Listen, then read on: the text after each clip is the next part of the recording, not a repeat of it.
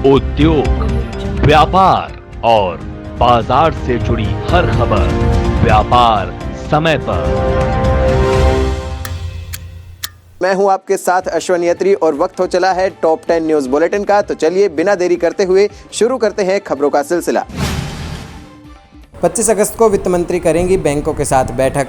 वित्त मंत्री निर्मला सीतारमण 25 अगस्त को सरकारी बैंकों के प्रमुखों के साथ करेंगी बैठक। एनपीए सहित कई मुद्दों पर हो सकती है चर्चा। इस बैठक में वित्त मंत्री आरबीआई द्वारा घोषित पुनर्गठन 2.0 योजना की प्रगति की समीक्षा कर सकती हैं। बैठक में बैंकों को उत्पादक क्षेत्रों को कर्ज बढ़ाने पर जोर दिया जा सकता है। इसके साथ ही 4.5 लाख करोड़ रुपए की इमरजेंसी लोन सुविधा गारंटी योजना की भी समीक्षा की जाएगी। वित्त मंत्री नॉन परफॉर्मिंग एसेट की स्थिति का भी जायजा ले सकती हैं। इसके अलावा बैंकों के विभिन्न सुधार उपायों पर भी चर्चा होने की संभावना है। पूरे देश में प्रीपेड स्मार्ट मीटर लगाने की तैयारी। अब पूरे देश में ही बिजली के प्रीपेड स्मार्ट मीटर की व्यवस्था लागू करने की तैयारी हो रही है। दरअसल बिजली मंत्रालय ने सरकार के सभी केंद्रीय मंत्रालयों को सलाह दी है कि वो अपने प्रशासनिक नियंत्रण वाले संगठनों को पेड स्मार्ट मीटर लगाने का निर्देश दें। प्रीपेड स्मार्ट मीटर लगने के बाद उम्मीद की जा रही है कि बिजली वितरण कंपनियों के वित्तीय हालात सुधरेगी, जो अब तक बिजली बकाये बिल के बोझ तले दबी हुई है। प्रीपेड मीटर ठीक उसी तरह से काम करता है जैसे प्रीपेड मोबाइल, मतलब जितना पैसा उतनी बिजली। हालांकि देश के कई हिस्सों में प्रीपेड मीटर का इस्तेमाल होता है जिसे रिचार्ज करना होता है। केंद्र सरकार के दफ्तरों में प्रीपेड मीटर लगने के बाद इस देश भर के सभी बिजली उपभोक्ताओं के घरों में प्रीपेड स्मार्ट मीटर लगा दिए जाएंगे। मृत्यु दर में कमी से बुजुर्गों की जनसंख्या बढ़ी। देश में बुजुर्गों की जनसंख्या वर्ष 1961 से लगातार बढ़ रही है और 2021 में ये 13.8 करोड़ पहुंच गई है। बुजुर्गों की संख्या में वृद्धि का मुख्य कारण मृत्यु दर में कमी आना है। राष्ट्रीय सांख्यिकी कार्यालय के एक अध्ययन में ये बात सामने आई है। अध्ययन में ये भी पाया गया है कि पिछले 2 दशकों में वृद्ध पुरुषों की संख्या महिलाओं से अधिक रही है, लेकिन ये अनुमान लगाया गया है कि 2031 में बुजुर्ग महिलाओं की संख्या बुजुर्ग पुरुषों से अधिक होगी। इस अध्ययन में 60 वर्ष या उससे अधिक उम्र वाले लोगों को बुजुर्ग माना गया है। जनगणना के बाद स्वास्थ्य सेवाओं में बेहतरी के कारण मृत्यु दर में कमी आने से बढ़ी है। अध्ययन में कहा गया है कि 2011 में भारत में बुजुर्गों की आबादी 10.38 करोड़ थी। वहीं वर्ष 2031 में बुजुर्गों की संख्या 19.38 करोड़ पहुंचने का अनुमान है।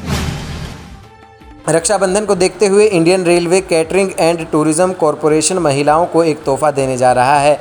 आईआरसीटी ने रक्षाबंधन के मौके पर महिलाओं यात्रियों को एक शानदार ऑफर दिया है। महिलाओं को सफ़र के दौरान किराए पर 5% कैशबैक मिलेगा।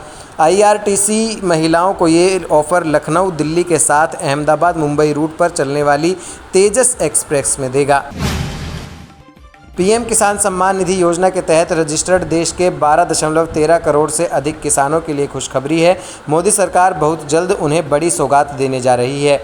मीडिया रिपोर्ट्स के मुताबिक केंद्र सरकार प्रधानमंत्री किसान सम्मान निधि योजना की राशि दोगुनी करने पर विचार कर रही है। अगर ऐसा हुआ तो किसानों को सालाना 6,000 की जगह 12,000 रुपये 3 सम्मान किस्तों में मिलेंगे।